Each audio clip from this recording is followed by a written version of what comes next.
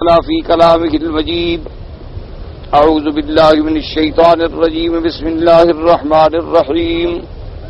يا أيها الذين آمنوا كتب عليكم الصيام كما كتب على الذين من قبلكم لعلكم تتقون أياما معدودات فمن كان منكم مريضا أو على سفر فعدة من أيام أخر وعلى الذين يطيقونه فدية طعام مسكين فمن تطوع خيرا فهو خير له وأن تصوموا خير لكم إن كنتم تعلمون.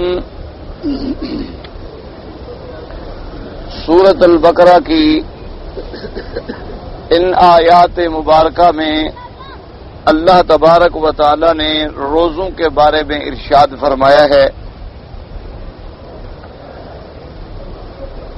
جیسا کہ پچھلی آیات مبارکہ میں آپ نے پہلے تو مسئلہ پڑھا تھا کہ اللہ نے قصاص لازم فرمایا اپنے بندوں پر کہ کوئی شخص اگر آمدن کسی کو قتل کرے تو اس سے قصاص لیا جائے، یعنی وہ بدلے میں قتل ہوگا، چاہے حر ہے، عبد ہے، مرد ہے، عورت ہے، بڑا آدمی ہے، چھوٹا آدمی. اگر کوئی آدمی قتل خطا کرے، یعنی آمدن تو قتل نہیں کیا لیکن قتل اس کے ہاتھوں سے ہو گیا، تو وہ دیت ہے، اور دیت جو ہے 10,000 دینار، 1,000 دینار یا 10,000 درہم یا 100 اونٹ، اور اس کی قیمت جو ہے اس میں رد و بدل ہوتا رہے گا، کبھی مہنگے ہو گئے، کبھی سستے ہو گئے. اور ساتھ یہ مسئلہ بھی بتلا دیا تھا کہ اگر کسی نے قتل کیا اور مقتول کے وارثوں میں سے کسی ایک وارث نے کہا کہ میں قصاص کا بدلہ لینا نہیں چاہتا، میں دیت لینا چاہتا ہوں، تو اب اس آدمی کو قتل نہیں کیا جائے گا بلکہ دیت لی جائے گی. کہ ایک نے جو معاف کر دیا ہے تو اب اس کا حصہ کوئی علیحدہ تو نہیں کیا جا سکتا کہ 3 آدمیوں کے لیے تو اس کو قتل کر دیا جائے اور کچھ حصہ اس کا کاٹ کے زندہ چھوڑ دیا جائے، یہ تو ناممکن ہے. تو اس لیے پھر یہ ہے کہ اس سے دیت لی جائے. اس مسئلے کے بعد دوسرا مسئلہ اس کے بعد جو اب آیا، اللہ نے فرمایا کہ کتب علیکم اذا حضر احدکم الموت ان ترک خیرا الوصیۃ للوالدین والاقربین بالمعروف حقا علی المتقین، کہ مسلمانوں کے لیے لازم ہے، ضروری ہے کہ جب موت قریب آنے لگے تو وہ وصیت کریں اپنے والدین کے لیے اور قریبی رشتہ داروں کے لیے. اگر انہوں نے کچھ مال چھوڑا ہے، غریب ہے، تو اس نے کس چیز میں وصیت کرنی. لیکن یہ پہلے وصیت کرنے کا حکم جو ہے وہ فرض تھا. جب اللہ نے میراث کا قانون نازل فرما دیا، سب کے حصے مقرر کر دیے، تو اب والدین یا رشتہ داروں کے لیے وصیت فرض تو نہ رہی، لیکن اگر کیا جائے تو بہتر ہوگا. ہاں، وہ لوگ جو تیرے مرنے کے بعد تیرے وارث نہیں بنیں گے، ان کے لیے وصیت کرنا جو ہے مستحب ہے کہ آپ وصیت کریں، لیکن ساتھ یہ بھی شرط ہے کہ 1/3 حصے سے زیادہ مال میں وصیت نہ کریں، تاکہ تمہارے اپنی اولاد جو ہے تمہارے مرنے کے بعد محتاج نہ رہے اور لوگوں سے سوال کرتی نہ پھرے. اللہ نے جتنا تمہیں مال دیا ہے، تم نے خیرات کرنی ہے یا صدقات کرنے ہیں، تو 1/3 بلکہ 1/4 حصہ کریں تو زیادہ بہتر ہے. ان وصایا کے بعد، ان ہدایات کے بعد اللہ تبارک و تعالی نے ارشاد فرمایا کہ ایمان والو، تم پر روزوں کو فرض کیا گیا جیسے تم سے پہلے لوگوں پہ فرض کیا. تو اب ذکر آ گیا روزوں کا. تو علماء نے لکھا ہے کہ وجہ یہ ہے کہ قتل کیوں ہوتا ہے، اسی طرح آدمی کسی کے حق کیوں مار دیتا ہے. جیسے کہ حدیث مبارک میں آیا کہ ایک آدمی 70 سال جنت کے عمل کرتا ہے، لیکن جب موت آتی ہے وصیت میں ظلم کر کے جہنم میں چلا جاتا. ایک آدمی 70 سال غلط کام کرتا ہے، عمل اہل النار کر رہا ہے، لیکن موت کے قریب اللہ نے ہدایت کر دی، توبہ کر دی، صحیح وصیت کر گیا، آخری عمل اچھا ہو گیا، اللہ نے معافی عطا فرما دی. تو یہ ساری خرابیاں ہمارے اعمال میں کیوں پیدا ہوتی ہیں کہ ہمارے دلوں کے اندر تقویٰ نہیں ہے. تقویٰ مانا اللہ کا ڈر نہیں. اصل بات یہ ہے کہ ہمارے دلوں میں اللہ کا اگر خوف پیدا ہو جائے تو سارے اعمال خود بخود ٹھیک ہو جاتے. اسی لیے آپ دیکھیں کہ اسلام نے قرآن پاک کے روشنی میں اور احادیث مبارکہ کی روشنی میں اللہ کا جو نظام ہے اس کو چلانے کے لیے بنیادی چیز جو ہے وہ تقویٰ ہے، اللہ کا خوف پیدا کرنا.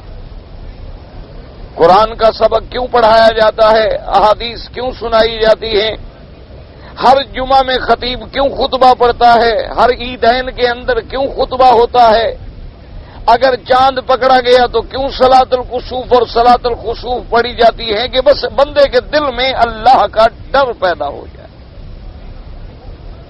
اور جب بندے کے دل میں اللہ کا ڈر پیدا ہو جائے تو پھر اس کو نہ کسی فوج کی ضرورت ہے، نہ رینجرز کی ضرورت ہے، نہ پولیس فورس کی ضرورت ہے، اس کو نہ پھر کسی اداروں کی ضرورت ہے، نہ کسی سنتری کی، نہ محافظ کی. اس کے دل کے اندر جب اللہ کا خوف پیدا ہو گیا اب اس کے اعمال خود بخود ٹھیک ہوتے چلے جائیں. اسی لیے اب آپ اندازہ فرمائیں کہ آپ دیکھیں بطور مثال کے کہ ایک آدمی ہے رات کو اپنے گھر میں سویا ہوا ہے آرام سے، اور رات کے آخری حصے میں خدا کی قدرت ہے کہ زیادہ نیند کے لیے بھی وہی حصہ زیادہ مزیدار ہوتا ہے کہ پورے ملک میں سکون ہوتا ہے، آوازیں ختم ہو جاتی ہیں اور آدمی عین مزے کی نیند میں ڈوبا ہوا ہوتا ہے اور اے سی چل رہا ہے، ٹھنڈی ہوائیں ہیں اور بڑے مزے میں ہے. لیکن اس وقت فوراً کھڑا ہوتا ہے میری تہجد نہ چلی جائے، اٹھ کے وضو کرتا ہے اور علیحدہ جا کے اندھیرے میں کمرے میں بڑے آرام سے اٹھتا ہے کہ میرے اٹھنے والے کا میرے بچوں کو میرے گھر والوں کو بھی احساس نہ ہو اور انہیں بھی تکلیف نہ ہو، کوئی نہ اٹھنا چاہے. پھر وہ نماز پڑھ رہا ہے، سجدے میں پڑا ہے، رو رہا ہے. اس کو کس سپاہی نے جگایا ہے؟ اس کے دروازے پہ کون رینجر گیا تھا ناک کرنے کے لیے کہ اٹھو تہجد پڑھو؟ اس کے دل کا خوف جو ہے اس کو آرام نہیں کرنے دیتا. اس کو پتا ہے کہ میں نے مرنے کے بعد قبر میں بھی سونا ہے، ساری زندگی پڑی ہوئی ہے اور پھر آخرت کے اندر تو جنت میں آرام ہی آرام ہے. تو اب یہ چند روز ہیں زندگی کے، میں اللہ کے ڈر سے محنت کر لوں تاکہ میں آخرت کی زندگی کو سنوار سکوں.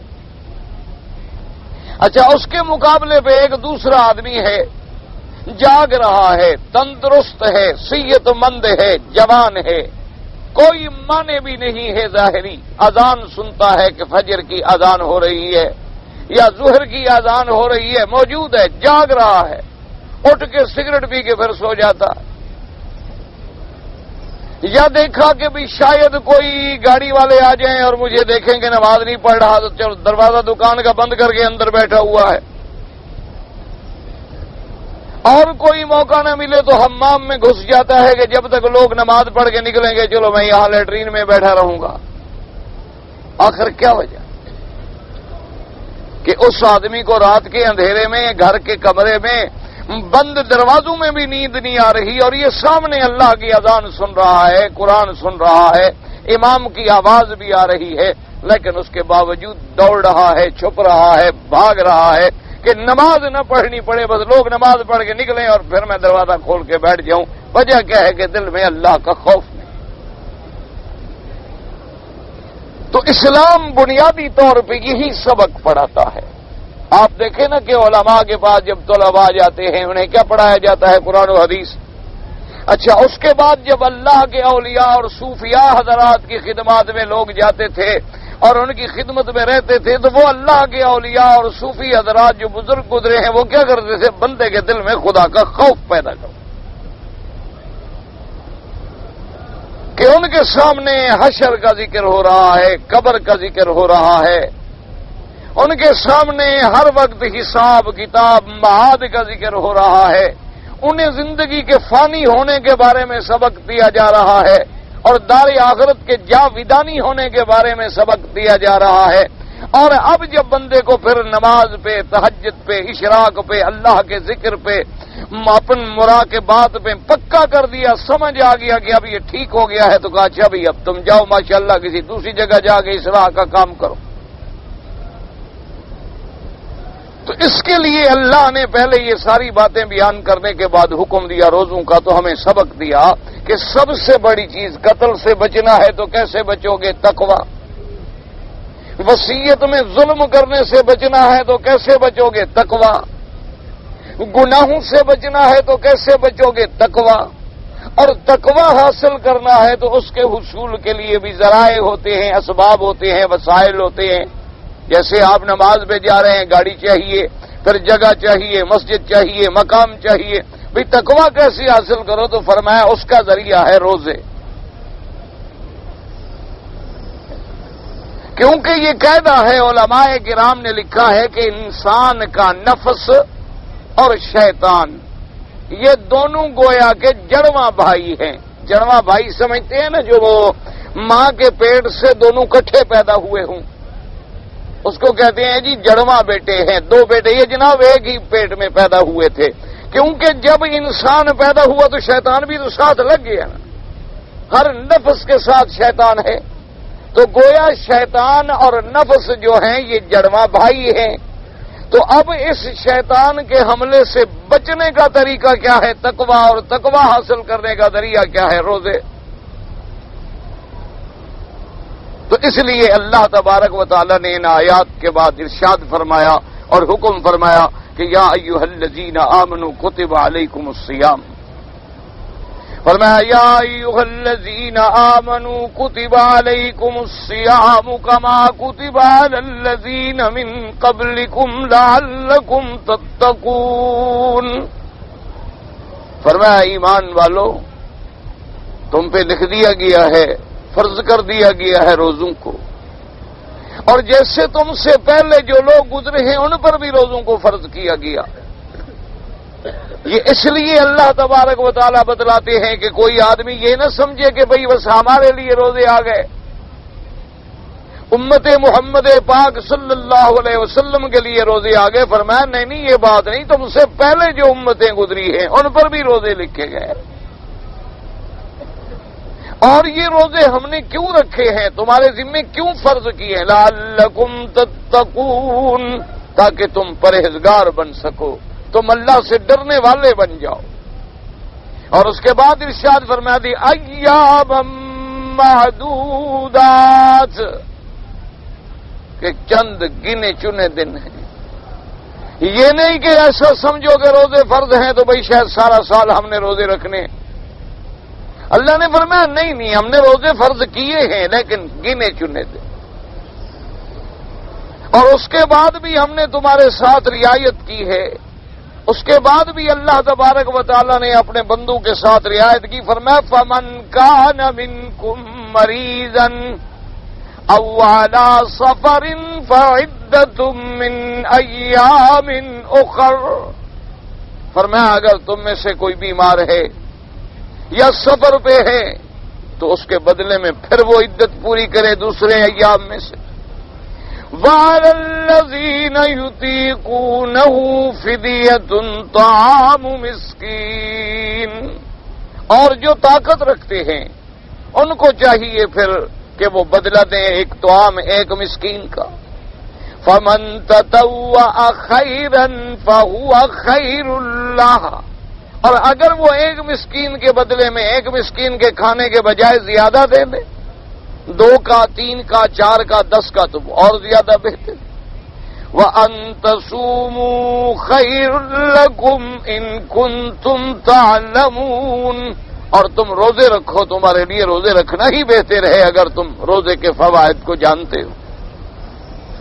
تو اب سب سے پہلی بات یہ سمجھیں کہ صیام جمع ہے صوم کی۔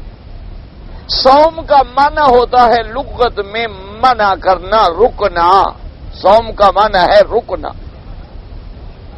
اور شریعت کے اندر صوم کا معنی یہ ہے کہ ایک وقت مقررہ میں کھانے سے پینے سے اپنی بیوی کے ملنے سے رکنا، ورنہ صوم کا لغت کا معنی تو کیا ہوا؟ صرف رکنا، منع کرنا، روکنا۔ لیکن شریعت کی اصطلاح میں صوم کس کو کہتے ہیں کہ ایک وقت مقررہ میں، ایک وقت جو اللہ نے مقرر فرمایا، بیٹھ جائیں بھائی، کچھ ساتھیوں کو تکلیف ہو رہی ہے، بیچارے پیچھے سے یوں کرتے ہیں، ان کو آواز نہیں پہنچتی، آپ بیٹھے۔ صوم کا معنی جو ہے، معنی ہے رکنا۔ اور آپ لوگ تھوڑا سا آگے ہو جائیں، جمعہ کے دن ذرا قریب بیٹھ گئے، بس آگے پیچھے کھلے بیٹھ گئے، اتنے طالبوں سے کیسے لڑ سکتا ہے؟ آپ ڈرے شرے نہ کریں۔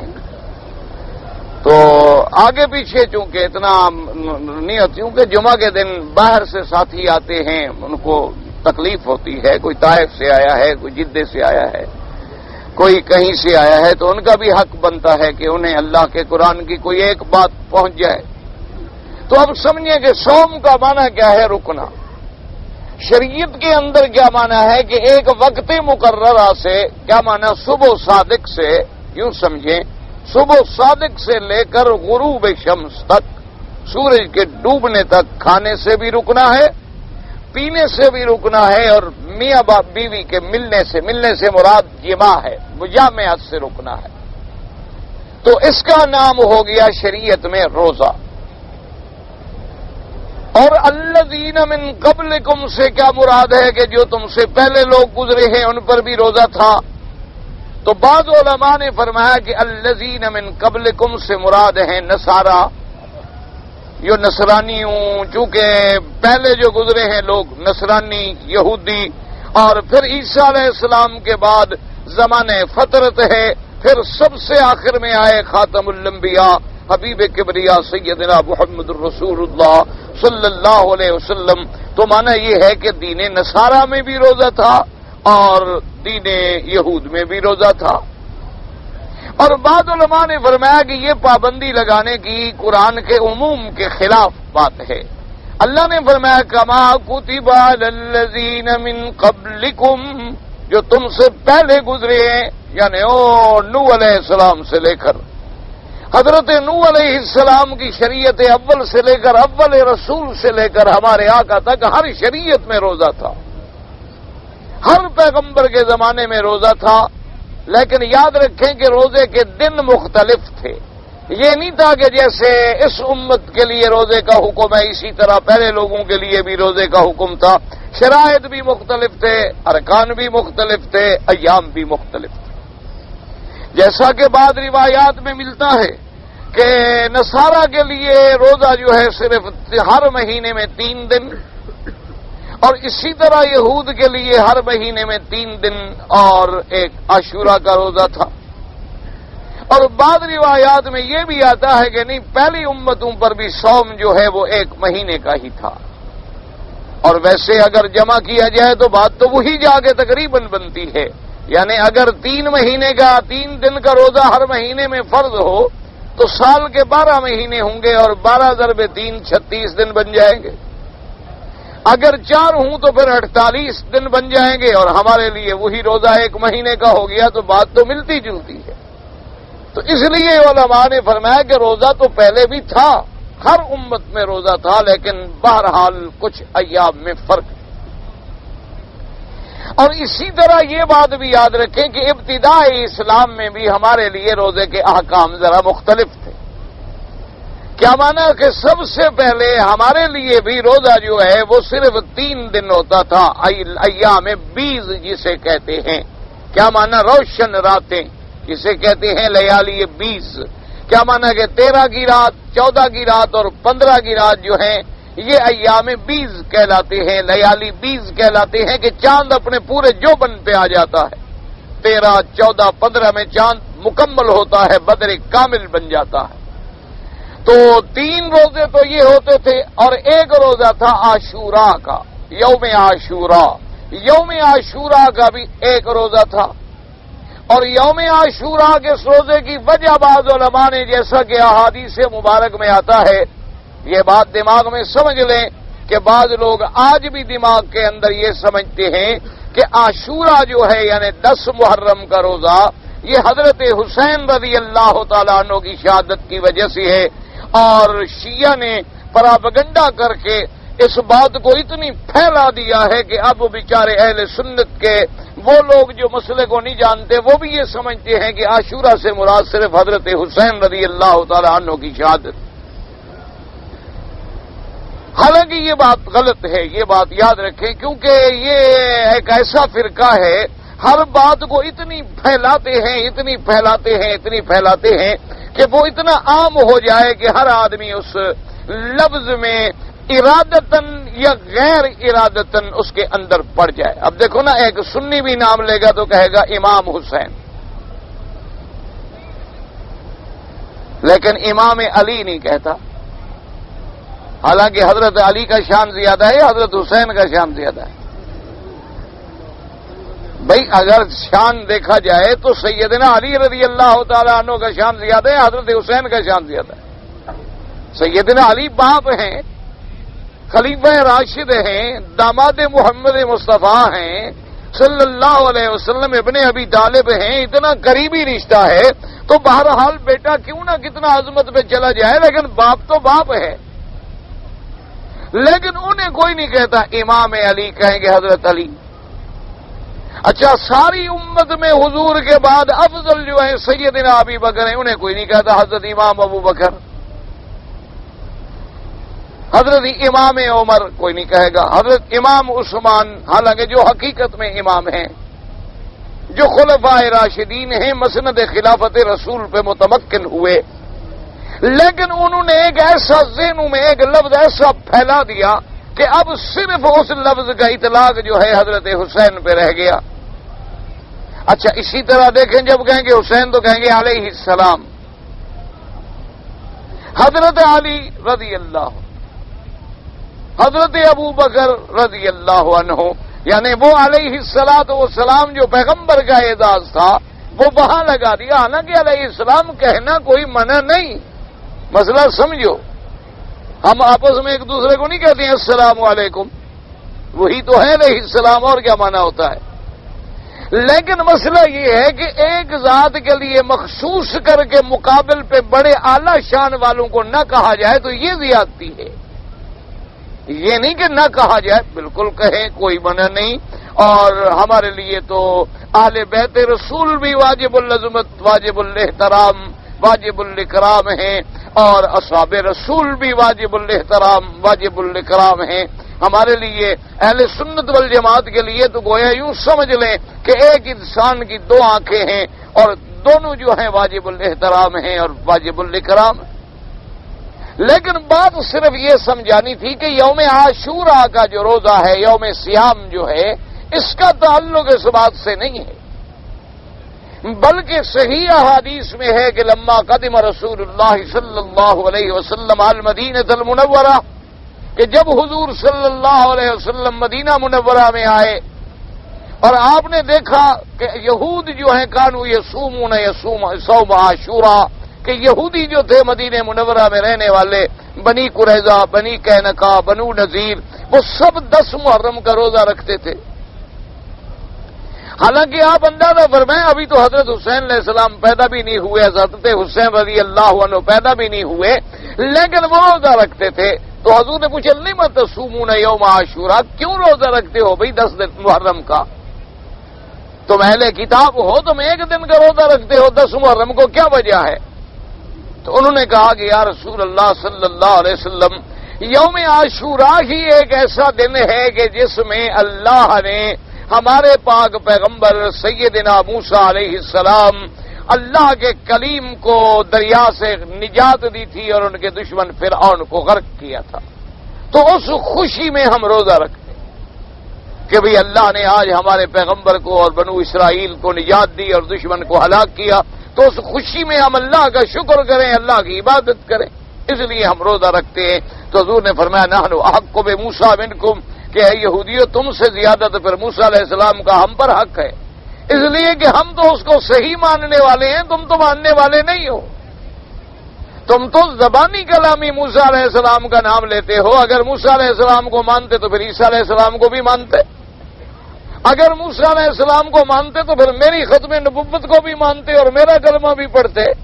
تو آپ نے حکم دیا اپنے صحابہ کو کہ بھئی اگلے سال محرم جب آ جائے تو تم بھی عاشورہ کا روزہ رکھو، لیکن ایک بات کا خیال کرو، سومو یومن قبلہ او یومن بعدہ، کہ یا تو ایک دن پہلے روزہ رکھو اور ایک دن بعد میں روزہ رکھو، تاکہ عاشورہ کا روزہ بھی ہو جائے اور لوگ یہ بھی نہ سمجھیں کہ ہم وہ کام کر رہے ہیں جو یہودیوں جیسا ہے، کیونکہ یہودی بھی تو 10 محرم کو روزہ رکھتا ہے، اور اگر ہم نے صرف 10 محرم کو روزہ رکھا تو پھر تو لوگ یہ سمجھیں گے کہ بھی امت محمد مصطفیٰ صلی اللہ علیہ وسلم نے بھی یہودیوں کی اتباع کی، حالانکہ یہ بات نہیں۔ تو فرمایا کہ تم روزہ اس طرح رکھنا کہ جو رکھنا چاہے وہ 9 کو بھی رکھے اور 10 کو بھی رکھے، یا 10 کو بھی رکھے اور 11 کو بھی رکھے۔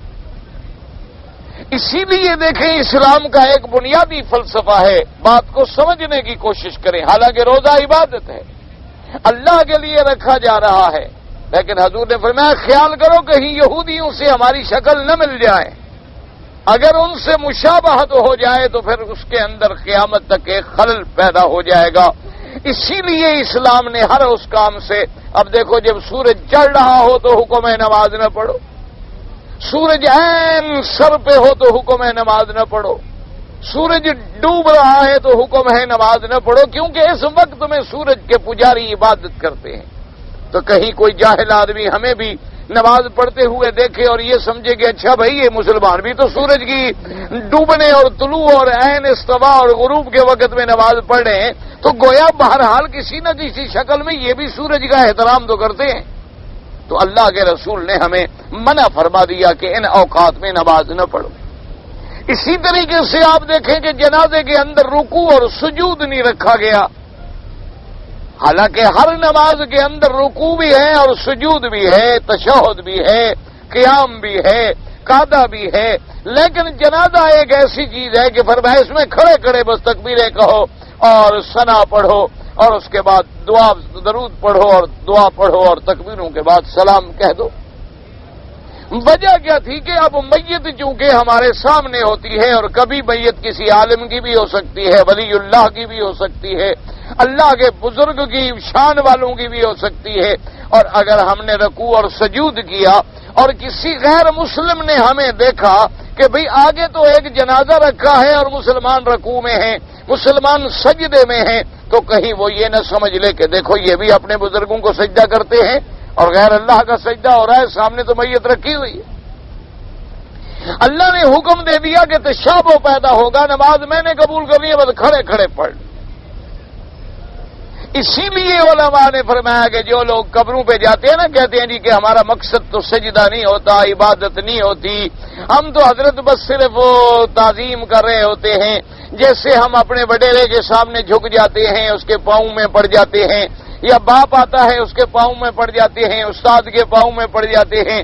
تو جب ہم کسی اللہ والے کی قبر پہ جاتے ہیں، مزار پہ جاتے ہیں، تو ہم عظمت کے لحاظ سے جھک جاتے ہیں، بس ایک عظمت مقصود ہے، ورنہ عبادت تو نعوذ باللہ غیر اللہ کا سجدہ تو کفر ہے۔ اللہ نے فرمایا بندے لیکن چاہے لاکھ تیری نیت ہو، مشابہت تو میرے سجدے سے ہو رہی ہے نا، کہ میرے لیے بھی سجدہ اور پھر غیر کے لیے بھی سجدہ۔ لاکھ تم بہانے بناؤ گے جی ہم نے تو جناب جو دیگیں پکائی ہیں مزار پہ بالکل اللہ کے لیے ہیں، جی اللہ معاف کرے، ہم سمجھتے ہیں کہ غیر اللہ کے لیے حرام ہے، لیکن اللہ نے فرمایا جب تم قبر پہ آگے دیگیں چڑھا رہے ہو تو پھر تو غیر اللہ کا نسبت خود بخود ہو گئی۔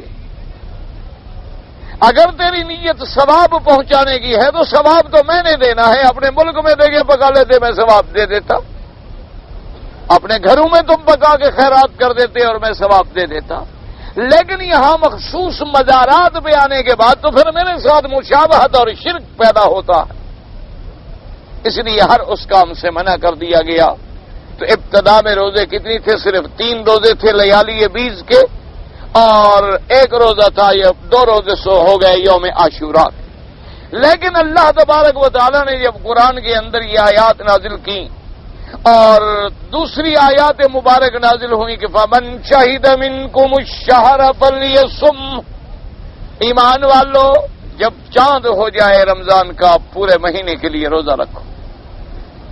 تو جب یہ آیات مبارک نازل ہو گئی تو اب پہلے روزے جو تھے نا جی وہ ہر مہینے میں 3 روزے، اور یوم عاشوراء کا روزہ جو ہے وہ تو فرض نہ رہا۔ وہ اب نفل کی حیثیت میں آ گیا. اب صرف فرضی روزے ہمارے ذمے کون سے رہ گئے؟ رمضان المبارک. اگر کوئی آدمی رمضان المبارک کے روزوں کے علاوہ لیالی 20 کے روزے رکھنا چاہے، سبحان اللہ، نفل روزہ ہے، اللہ توفیق عطا فرمائے. اسی طرح اگر کوئی آدمی ہفتے کے اندر یوم الاثنین یعنی سوموار کے دن اور جمعرات کے دن 2 روزے رکھنا چاہے ہر ہفتے میں، سبحان اللہ، اللہ تبارک و تعالی نصیب فرمائے. اچھا، اس کے علاوہ اگر اس سے بھی زیادہ اس کو ہمت ہے، جیسے کہ حضور پاک نے فرمایا کہ سب سے پھر تم نے اگر نفلی روزوں میں بڑھنا ہے تو پھر داؤد علیہ السلام کا روزہ سب سے بہتر ہے کہ کان یصوم یوما و یفطر یوما، کہ ایک دن آپ روزہ رکھتے تھے اور ایک دن آپ افطار کرتے تھے. یعنی اگر آج بھی اللہ کسی بندے کو اتنی ہمت دیتا ہے، توفیق دیتا ہے کہ وہ چاہتا ہے کہ میں سارا سال روزے رکھوں، تو اس کو بھی یہ چاہیے کہ ایک دن روزہ رکھے اور ایک دن روزہ چھوڑ دے. یہ بات لوگ جو ہمارے یہاں کرتے ہیں نا جی، کہ بالکل کہتے ہیں جی ماشاءاللہ فلان جو ہے جی صائم الدہر ہے، وہ تو جناب 10 سال سے روزے میں ہے. یہ چیز کوئی اتنی پسندیدہ یا محبوب نہیں ہے، چاہے جواز کی لاکھ گنجائش نکل آئے، لیکن حضور صلی اللہ علیہ وسلم کو محبوب نہیں. اور دوسری بات یہ بھی یاد رکھیں کہ علماء نے فرمایا کہ عبادت اور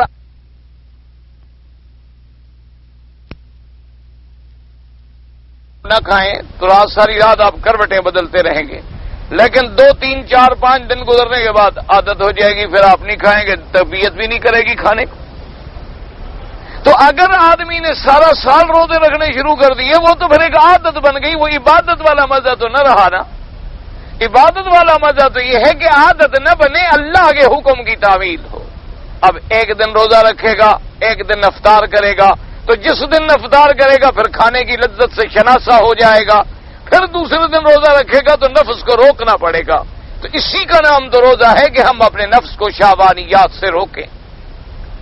اور اسی لیے یہ بات بھی سمجھ لیں کہ اللہ نے ہر بندے کے اندر، ہر انسان کے اندر مختلف قوات اور ملکات رکھے ہیں. یعنی ہر بندے کے اندر قوات حیوانیہ بھی ہیں. آپ نے دیکھا نہیں ہے کہ اچھا بھلا انسان جنگلی جانوروں سے بھی بڑا حیوان بن جاتا ہے اور بھائیوں کے خون بہا دیتا ہے. بھائی کو قتل کر رہا ہے، مسلمان کو قتل کر رہا ہے، مسلمان کی عزتیں اور عصمتیں لوٹ رہا ہے، مسلمانوں کی بہو بیٹیوں کو ننگا کر کے بازاروں میں نچواتا ہے اور انہیں ذلیل کرتا ہے. یہ کوئی انسانی بات ہے؟ یہ تو حیوانیت سے بھی بڑھ کے بات ہے. وجہ کیا ہے کہ قوات حیوانیہ غالب آ جاتی ہیں اور قوات ملکیہ جو ہیں وہ دب جاتی ہیں. اب انسان شیطان سے بھی آگے بڑھ جاتا ہے، پھر اس کے حملوں سے شیطان بھی بچتا ہے، پناہ مانگتا ہے، اور وہ سمجھتا ہے کہ یہ اتنا ہے کہ اب تو یہ میرا بھی استاد ہو گیا ہے. اچھا، اور جب آدمی عبادت کرتا ہے، روزے رکھتا ہے، اللہ سے ڈرتا ہے، تلاوت قرآن کرتا ہے اور اپنے روح کو اللہ کے وحی کے پانی سے سیراب کرتا ہے، تو قوت حیوانیہ دب جاتی ہے اور قوت ملکیہ جو فرشتوں والی قوتیں ہیں، کیوں فرشتے کھانے سے پاک، پینے سے پاک، بیوی سے پاک، وہ قوت ملکیہ جو ہے غالب آ جاتی ہے اور اب آدمی جو ہے زیادہ سے زیادہ تقوی کے قریب ہو جاتا ہے. اور ان سب کے لیے سب سے اعلیٰ جو ہے وہ روزہ. اور اسی لیے حدیث مبارک میں بھی آتا ہے، جو صحیح حدیث مبارک ہے میرے آقا سرکار مدینہ خاتم الانبیاء حبیب کبریا صلی اللہ علیہ وسلم کی، کہ آپ نے فرمایا الصوم لی وانا اجزی بہ. آپ نے فرمایا کہ اللہ فرماتے ہیں کہ روزہ جو ہے وہ میرے لیے ہے اور اس کا بدلہ بھی میں دوں گا. حالانکہ باقی عبادت بھی تو اللہ کے لیے ہے، لیکن بطور خاص اللہ نے فرمایا کہ روزہ میرے لیے ہے. علماء نے لکھا وجہ یہ ہے کہ ہر عبادت میں ریا کا احتمال ہے.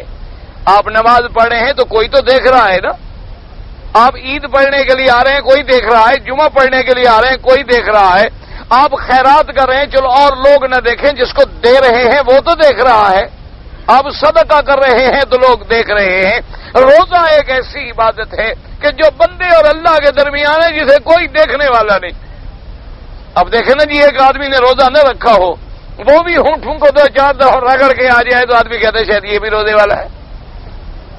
اچھا، ایک آدمی نے روزہ رکھا ہوا ہے اور اپنے گھر میں بیٹھا ہے اور فریج میں پانی لگا ہے، کمرہ بند ہے، کوئی دیکھنے والا نہیں، کون سی طاقت ہے جو اس کو پانی نہیں اٹھانے دیتی؟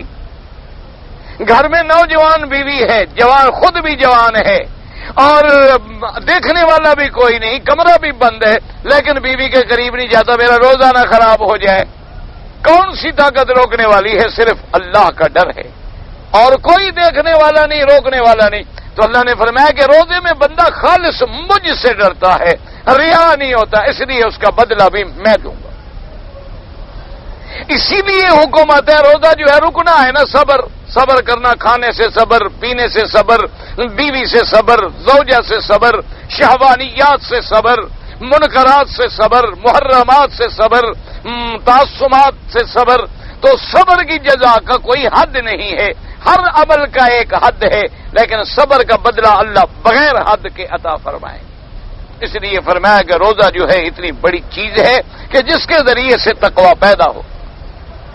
اب جناب روزے کے اندر یاد رکھیں کہ روزہ شروع کب ہوگا؟ مہینے سے، اور روزہ شروع ہوگا چاند دیکھنے سے، اور افطار بھی ہوگا چاند دیکھنے سے۔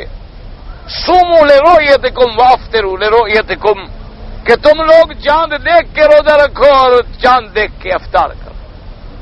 یعنی اللہ تبارک و تعالی نے انسانوں کے لیے کتنی آسانی پیدا فرما دی۔ اسی لیے یاد رکھیں کہ اسلام میں وجود ہلال کی ضرورت نہیں ہوتی۔ آج کل بڑا جھگڑا ہے نا جی کہ مشینیں مل گئی ہیں، آلات رصد موجود ہیں، ہم ہیلی کاپٹر پہ اور ہوائی جہاز پہ جا کے اوپر چاند دیکھ سکتے ہیں، اور بڑی بڑی دوربین موجود ہیں، اور پھر ہمارے پاس کمپیوٹرائزڈ حساب کے ذرائع موجود ہیں، ہم بتا سکتے ہیں کہ آج چاند کہاں ہے، کل کہاں ہوگا، آج کہاں ہے، کب نکلے گا، کب نہیں نکلے گا۔ لیکن دیکھو جی یہ مسلمان کتنے دکی انوسی ہیں، اور یہ کتنے فنڈامنٹل ہیں کہ ابھی تک وہی 1400 سال پرانی بات کو لیے پھرتے ہیں کہ بھئی چاند دیکھو تو روزہ رکھو، چاند دیکھو تو روزہ رکھو۔ کیا ضرورت ہے اب دیکھنے کی؟ اور بعض مقامات جناب ایسے ہیں بادل ہوتا ہے نظر نہیں آتا، بعض مقامات ایسے ہوتے ہیں جہاں چاند دیکھنے کے امکانات نہیں ہیں، لیکن پھر بھی مسلمان دیکھو اتنے بنیاد پرست ہیں، اتنے یہ اپنے لکیر کے فقیر ہیں کہ 1400 سال پہلے کی ایک بات پہ اڑے ہوئے ہیں کہ جی چاند دیکھ کے روزہ رکھو اور چاند دیکھ کے افطار کرو۔ اور دیکھو جی مولوی اسی لیے لڑاتے ہیں کہ ایک دن عید ہے، دوسرے دن ادھر عید ہے، تیسرے دن ادھر عید ہے، چوتھے دن ادھر عید ہے۔ یہ کوئی تماشا ہے کہ ان کی عبادت جو ہے وہ بھی یہ ایک دن اکٹھی نہیں کر سکتے؟ یہ بڑا پروپیگنڈا ہوتا ہے عالم اسلام کے خلاف۔ کرتے کون ہیں؟ جو جمہوریت کے پروانے ہیں۔ بھئی جب جمہوریت میں آزادی رائے کے تم قائل ہو تو سب کو اپنی اپنی عیدیں پڑھنے دو، تمہیں کیا تکلیف ہے؟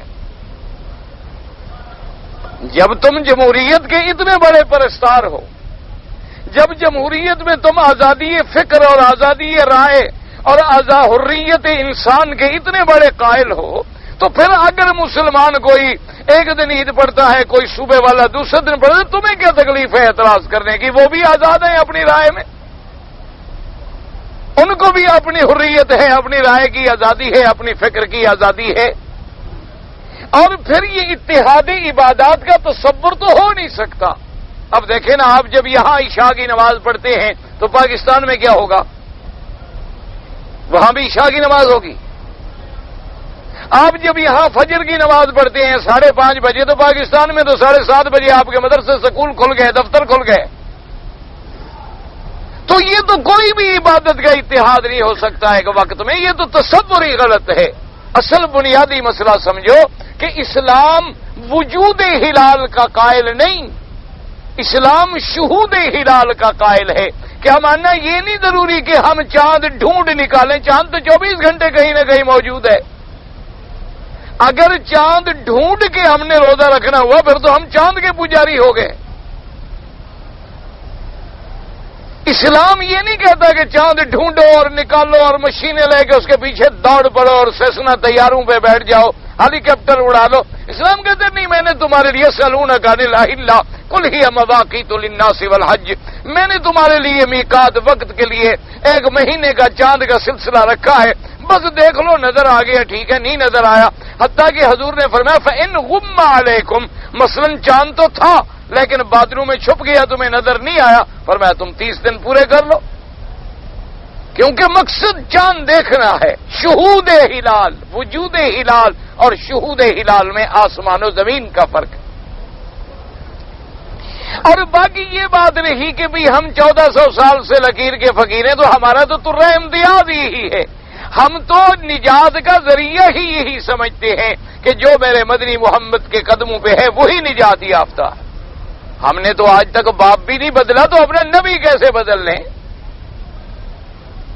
ہم نے تو آج تک اپنے باپ کو بھی نہیں بدلا ہے، اپنے باپ کا انکار بھی نہیں کیا، ابھی تک ہم اسی پرانے باپ کو مانتے ہیں جو 100 سال پہلے تھا۔ ہم نے تو اس سے ہزاروں سال پہلے جو ہمارا باپ حضرت آدم تھا، ہم نے تو اس کا بھی انکار نہیں کیا۔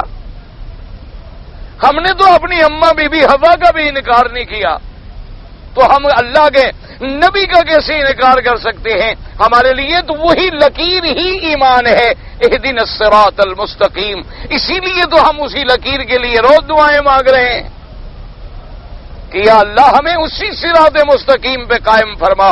کون سا؟ اولئک صراط الذین انعمت علیہم، وہی لکیر، وہی راستہ، وہی طریقہ جس پہ ہمارا محمد مدنی تھا، وہی راستہ جس پہ اصحاب رسول تھے، وہی راستہ جس پہ اہل بیت رسول تھے، وہی راستہ جس پہ اہل حق تھے۔ یا اللہ ہمارا تو خاتمہ بھی ان کے ساتھ فرما، وتوفنا مع الابرار۔ تو اس لیے ہمیں یہ تانا دینا جو ہے بڑا غلط لگتا ہے۔ اگر تم اپنی رائے میں آزاد ہو کہ کسی کے قول پہ عمل کرو، تم اپنی رائے میں آزاد ہو کہ بطلموس کے نظریات کو لے لو یا فیثاغورس کے نظریات کو لے لو، تم اگر اپنی رائے میں آزاد ہو کہ شیکسپیئر کی ایک بات کو پڑھ کے اپنے لیے دلیل سمجھ لو، تم اگر لارڈ میکالے کو ماننے والے ہو اور ہم محمد مدنی کو مانتے ہیں تو تکلیف کیا ہے آخر؟ یہ اپنی اپنی نظر ہے، اپنی اپنی پہچان ہے، اپنا اپنا راستہ ہے، اپنا اپنا طریقہ ہے۔ ہر کسی کو آزادی ہے تو پھر ہمیں بھی تو آزادی دیں کہ ہم محمد مدنی کے غلام بن سکیں۔ ہم ان کی رائے پہ چلنا چاہتے ہیں، ہم اسی راستے پہ رہنا چاہتے ہیں، اسی راستے پہ مٹنا چاہتے ہیں، اسی راستے پہ مرنا چاہتے ہیں۔ تو اس لیے اللہ تبارک و تعالی نے فرمایا کہ یہ روزے ہم نے رکھے ہیں، اور فرمایا ایام معدودات، ہم نے اتنی زیادہ نہیں رکھے کہ پھر عبادت کے بجائے تیری عادت نہ بن جائے، اور اتنی تھوڑے بھی نہیں رکھے کہ نفس خوشی نہ ہو سکے۔ 1 مہینہ ہم نے 12 مہینوں میں سے 1 مہینہ ہم نے روزوں کے لیے رکھ لیا۔ اچھا، پہلے ابتدا اسلام میں یہ بات بھی ضروری تھی کہ مثلا ہم نے افطار کر لیا، اب افطار کرنے کے بعد رات کو بھی ہم اس وقت تک کھا سکتے تھے، پی سکتے تھے، اپنی بیوی سے مل سکتے تھے جب تک ہم جاگ رہے ہیں، لیکن اگر عشاء کی نماز پڑھنے کے بعد ہم سو گئے تو اب کھانا بھی بند، پینا بھی بند، بیوی سے ملنا بھی بند، اب پھر آگے غروب ہوگا تو افطار ہوگا۔ اس سے بڑی تکلیف ہوتی تھی چونکہ لوگ سارا دن محنت کرتے تھے، محنت اور عمل کی زندگی والے لوگ تھے، اور آپ جانتے ہیں کہ اس سرزمین میں گرمیوں کے دنوں میں کام کرنا، ان کو پتا ہے نا، جو غریب مزدوری کرتا ہے، جو اے سی میں بیٹھ کے حکم چلاتا ہو، اسے کیا پتا ہے؟ جو لوگ اپنے اے سی کے کمروں سے نکل کر اے سی کے کاروں میں آ جاتے ہوں، ان کے بس میں نہیں ہے، ورنہ یہ تو قبروں میں بھی ایئر کنڈیشن لگوا لیں۔ لیکن خدا کی قدرت یہ ہے کہ وہاں کا جنریٹر انسانوں کے ہاتھ میں نہیں ہے، وہ اللہ کے ہاتھ میں ہے، یہ لگوا بھی لیں تو وہاں بند ہو جائیں گے۔ اور جن کو اللہ نے ٹھنڈا رکھنا ہے، نہ بھی لگواؤ تو ان کے لیے قبریں جو ہیں وہ جنت کے باغ بن جائیں گے۔ وہ نظام اللہ نے اپنے ہاتھ میں رکھا ہے، بندوں کے ہاتھ میں ہے نہیں، ورنہ یہ پتہ نہیں کیا کیا نہ کرتے۔ باہر اگر سنگ مرمر لگوا کے سونے لگوا لیتے ہیں تو اندر کیا نہ لگواتے، لیکن اندر کا نظام اللہ نے فرمایا میرے ہاتھ میں ہے کہ اگر تمہارے اعمال صالحہ ہیں اور خاتمہ ایمان پہ ہو گیا ہے، فرمایا روضۃ من ریاض الجنہ، میں اسی قبر کو تیرے لیے جنت کا باغ بنا دوں گا، اور اگر تیرے عمل بھیڑے ہیں تو فرمایا حفرۃ من حفر النیران، اسی گڑھے کو میں جہنم کے گڑھوں میں سے ایک گڑھا بنا دوں گا۔ تو اس لیے بہرحال وہ محنت والے لوگ تھے، اب عشاء کے بعد سو گئے غریب، تو پھر عشاء کے بعد سے ہی کھانا بند ہو گیا۔ اب آدھی رات کو نیند کھل گئی لیکن کھا نہیں سکتے، پی نہیں سکتے، اپنی بیوی سے بھی نہیں مل سکتے۔ اللہ نے فرمایا احل لکم لیلۃ الصیام الرفث الی نسائکم، اللہ نے فرمایا کہ میرے مدنی اپنی امت سے کہہ دو ہم نے حلال کر دیا ہے کہ اب رات میں کھاؤ پیو، بیوی سے ملو، جو مرضی آئے کرو، لیکن حتی یتبین لکم الخیط الابیض من الخیط الاسود من الفجر، کہ جب صبح کا تارا چمکے یعنی صبح صادق ہو جائے۔ ایک صبح کاذب ہوتی ہے، یاد رکھو کہ روشنی پھیلتی ہے لیکن روشنی کی لائٹ سیدھی اوپر نکل جاتی ہے، اس کو کہتے ہیں صبح کاذب۔ اور ایک ہوتی ہے صبح صادق، کیا مانا کہ روشنی نکلتی ہے اور پھیلنی شروع ہو جاتی ہے، یہ ہے صبح صادق۔ تو صبح صادق جب ہو جائے تو پھر کھانا جو ہے وہ بند ہو جائے گا۔ اب اسی طرح سے اللہ تبارک و تعالی نے ہمارے لیے آسانی پیدا فرما دی۔ اچھا اب اسی آیت میں اندازہ فرمائیں، فرمایا ایک اور بھی ہے کہ فمن کان منکم مریضا، اگر تم میں کوئی شخص بیمار ہو گیا ہے، لیکن یاد رکھو وہ بیمار جس کو روزہ رکھنے سے نقصان ہو یا روزہ رکھنے سے بیماری بڑھ جانے کا اندیشہ ہو، سمجھ آ گئی بات؟ ایسی بیماری نہیں چھوٹی موٹی نزلہ زکام ہو گیا تو کہ روزہ نہیں رکھتا، یہ مراد نہیں ہے، مسئلہ سمجھ لو اچھی طرح۔ فمن کان منکم مریضا، مریض سے کیا مراد ہے؟ ایسی بیماری جس سے روزہ رکھنا ممکن ہی نہیں، یا ایسی بیماری کہ روزہ اگر رکھے تو بیماری بڑھ جانے کا اندیشہ ہے، اس کے لیے اسلام نے اجازت دے دی کہ تم روزے چھوڑ لو، اور رمضان گزرنے کے بعد جب اللہ تجھے صحت عطا فرما لے تو جتنے دن تیرے روزے رہ گئے تھے اتنے دن روزوں کی قضا کر۔ اچھا دوسرا اللہ نے کیا رعایت دی؟ فمن کان منکم مریضا او علی سفر، یاد رکھو قرآن نے یہاں لفظ فرمایا ہے او علی سفر، قرآن نے یہ نہیں فرمایا مسافر، قرآن نے فرمایا او علی سفر، جو سفر کے اوپر سوار ہو۔ اس لیے کیا مانا؟ یعنی کوئی 4-5 میل پہ چلا جائے تو کہے میں بھی مسافر ہوں، یہ مسافر نہیں۔ اس لیے فقہاء نے لکھا ہے کہ کم از کم 3 منزلوں کا سفر ہو، یعنی 48 میل کا سفر ہو شرعی، اور اس کے لیے اس لیے او اعلی سفر۔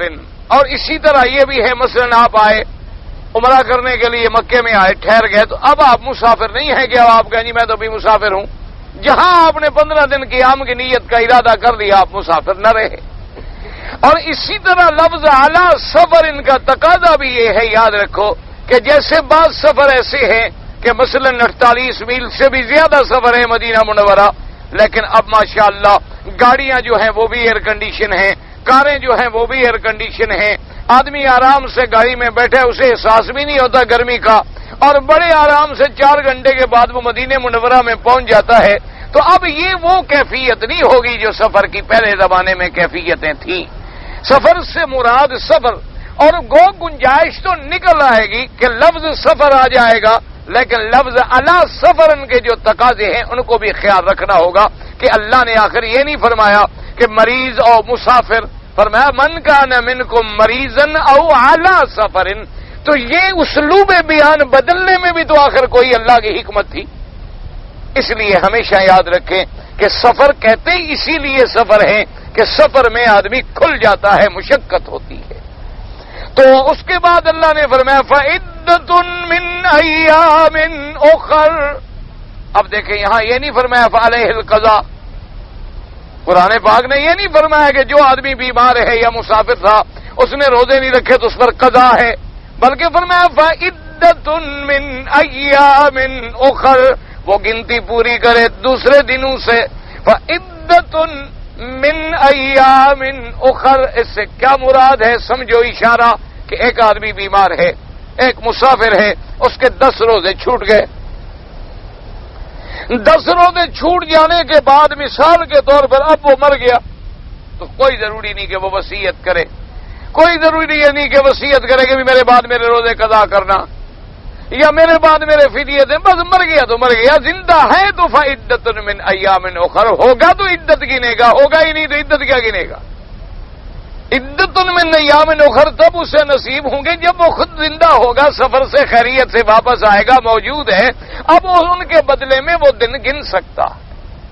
اچھا، دوسرا اشارہ یہ ملا کہ اگر قضا ہو جاتی تو جیسے نماز کی قضا میں ترتیب آ جاتی ہے کہ جن لوگوں نے کبھی نماز نہیں چھوڑی الحمدللہ، اگر کوئی نماز چھوٹ گئی تو ترتیب سے قضا کریں، لیکن روزے کے اندر یہ ضروری نہیں ہے۔ مثلا ہم نے 10 روزے رمضان المبارک کے رہ گئے تو ہم نے 10 روزے رکھنے ہیں۔ اب ضروری نہیں ہے کہ ہم 1 2 3 4 5 6 یعنی جیسے ہمارے 10 پہلے چھوٹے تھے تو ہم مہینے کے اول 10 پورے کریں، یا ہمارے 10 آخری چھوٹے تھے تو مہینے کے بھی آخری 10 پورے کریں، نہ ہم نے 10 پورے کرنے۔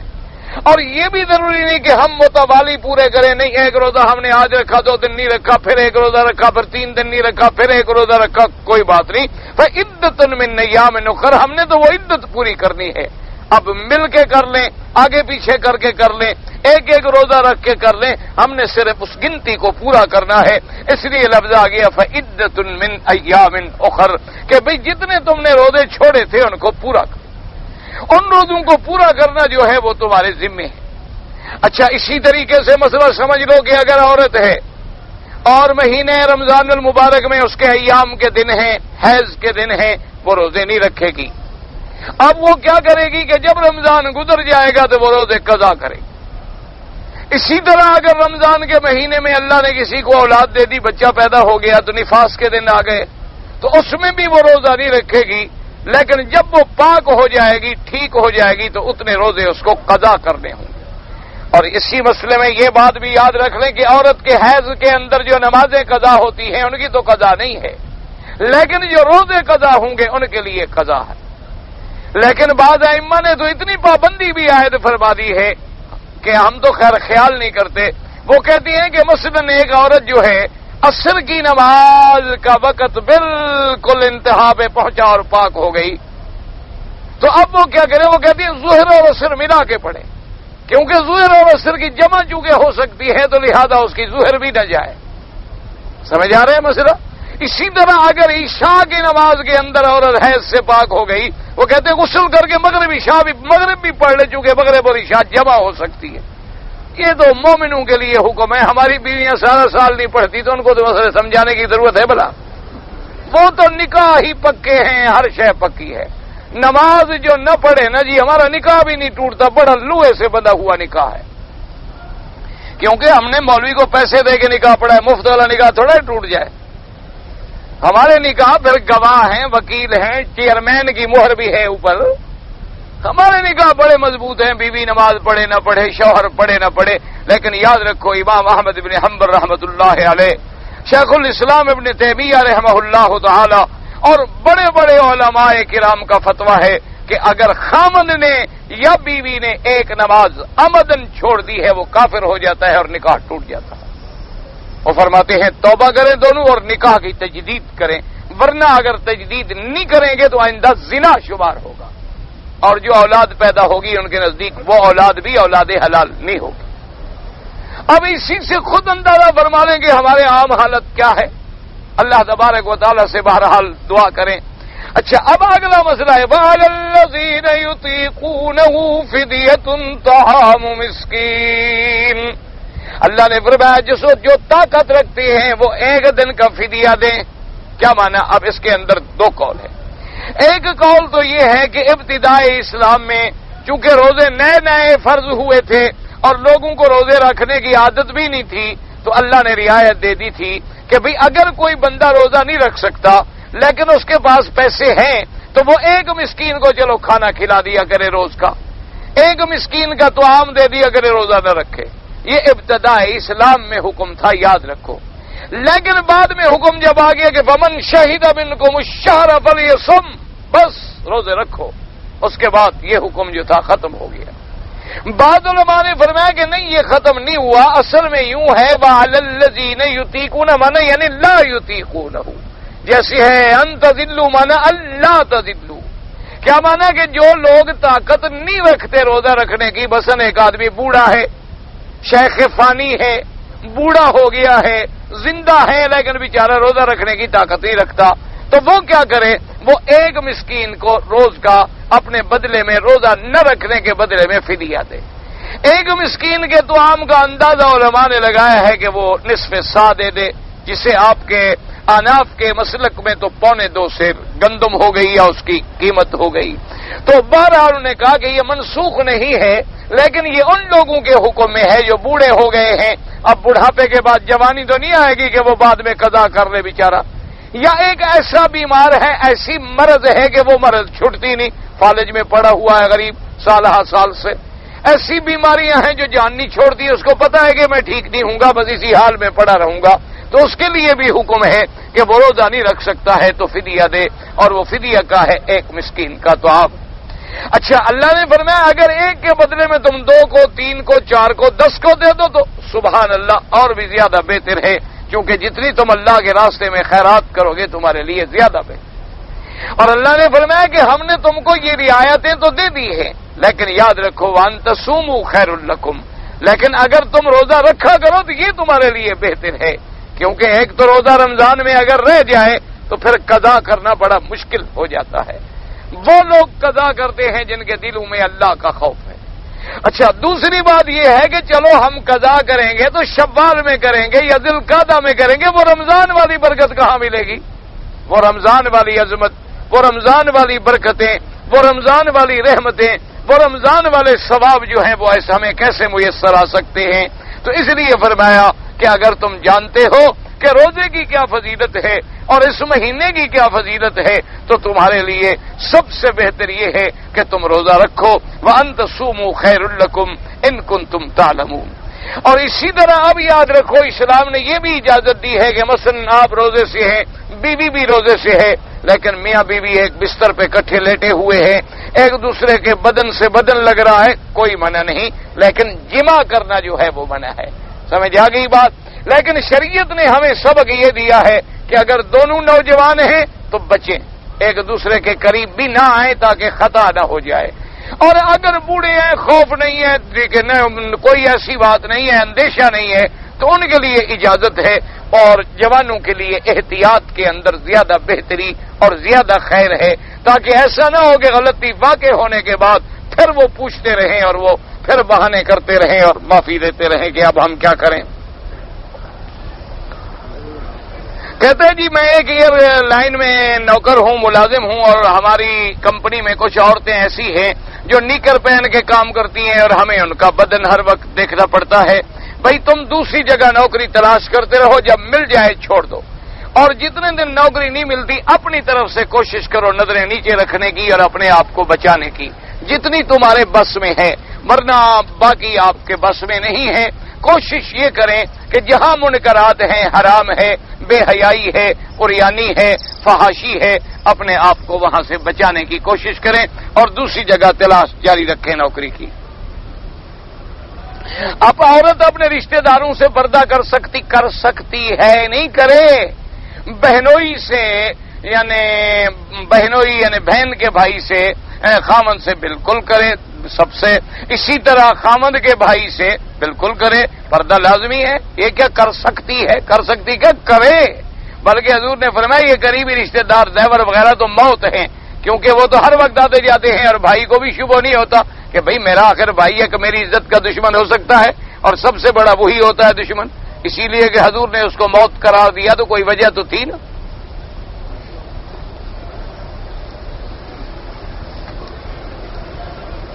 اگر وطروں کے اندر دعائے قنوت پڑی ہے لیکن غلط پڑی تو خیر سجدہ تو صاف نہیں آئے گا، لیکن چھوڑ دے تو پھر آئے گا.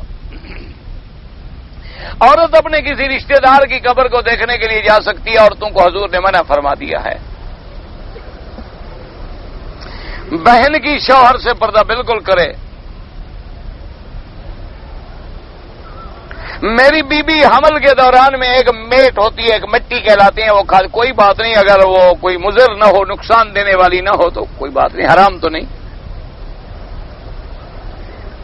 جب لڑکی گھر میں بالغ ہوتی ہے تو گھر کی چیزیں حرام ہو جاتی. کیوں؟ گھر کی چیزوں کا کیا قصور ہے؟ گھر کی چیزوں نے اس کو کہا تھا بالغ ہو جاؤ. یہ تم جو رات دن گھر میں پڑے ہو تمہاری وجہ سے چیزیں حرام نہیں ہوتی. روزانہ دن میں 5 دفعہ حمام میں بھی جاتے ہو، بیوی کے ساتھ بھی سوتے ہو، جنابت بھی ہوتی ہے، ناپاکی، وہ تو برتنوں پہ نہیں چڑھی ہو. اب بیچاری لڑکی کا اثر ہو گیا.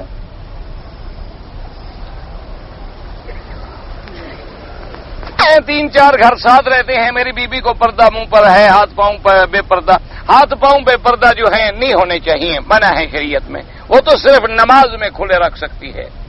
میرے گھر میں تصویریں ہیں، البم میں بند ہیں، البم میں بند کر کے یادگار رکھنا بھی حرام ہے۔ ٹیلی ویژن VCR نہیں ہے، ٹیلی ویژن دیکھتا ہوں، وہ بھی نہ دیکھا کریں، اچھی بات ہے۔ مجھے گھر میں منہ پر پردہ، آنکھ ڈھانپنا گھر میں، بھائی اگر غیر محرم آئے تو پردہ ہے، سیدھی سی بات ہے، گھر ہو یا باہر ہو۔ اپنی بیوی کے منہ میں کوئی جمع کر سکتا ہے؟ منہ جمع کے لیے ہوتا ہے؟ نہ منہ اللہ نے تمہیں کھانے کے لیے دیا ہے، جمع کے لیے دیا ہے۔ تمہارے منہ میں اگر کوئی پیشاب کرے تو کیا خیال ہے؟ دیکھو آخر عورت بھی تو بندہ ہے نا، انسان ہے، کیونکہ وہ بیوی ہے، مجبور ہے، تم جو چاہو کرو، ورنہ وہ کہو گے طلاق ملے گی۔ وہ بیچاری مظلوم ہے نا کہ تمہارے جیسے جانور کے ظلم میں وہ آ گئی، اللہ اسے ایسے جانوروں سے بچائے، اور اللہ تبارک و تعالیٰ ایسے جانوروں پہ اپنا قہر نازل فرمائے۔ یہ کوئی انسانیت ہے؟ حیوانیت ہے؟ اگر آپ کے منہ میں کوئی پیشاب کرے، اس کا منہ نہیں ہے، پھر اسی منہ کو تم چومتے ہو، اتنے غلیظ اور گندے اور ذلیل آدمی ہو، پوچھتے ہو آ کے ایسے۔ طواف کی نیت کرے حجر اسود کے اسلام 3 بار نہیں ہوتا، بسم اللہ اللہ اکبر بس۔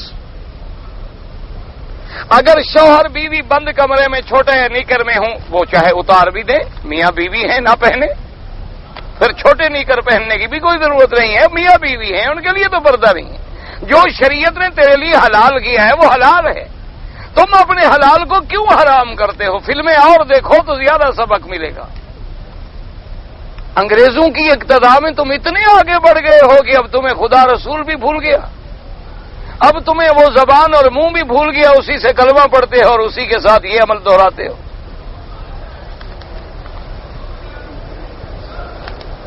کعبہ شریف کا پتھر اور کپڑا چوما جا سکتا ہے، ماں سوا حجر اسود کے کوئی چیز نہیں چومی جا سکتی۔